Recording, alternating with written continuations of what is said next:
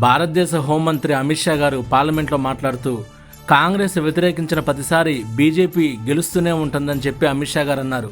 BJP గెలుపునొక మంత్రం, BJP గెలుపు యొక్క రహస్యం కాంగ్రెస్ దేశానికి మంచి కలిగే నిర్ణయాలను తీసుకుంటే వ్యతిరేకరించడమే. దేశానికి మంచి కలిగే నిర్ణయం తీసుకుంటే కాంగ్రెస్కి నచ్చదు. దీనికి ఉదాహరణే మేము సర్జికల్ స్ట్రైక్ చేసాం, కాంగ్రెస్ పార్టీ వ్యతిరేకరించింది, మేము గెలిచాం. మేము ఎయిర్ స్ట్రైక్ చేసాం, కాంగ్రెస్ పార్టీ వ్యతిరేకరించింది, మేము గెలిచాం.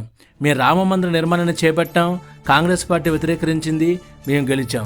మేము ఆర్టికల్ 317 రద్దు చేసాం, కాంగ్రెస్ పార్టీ వ్యతిరేకరించింది, మేము గెలిచాం.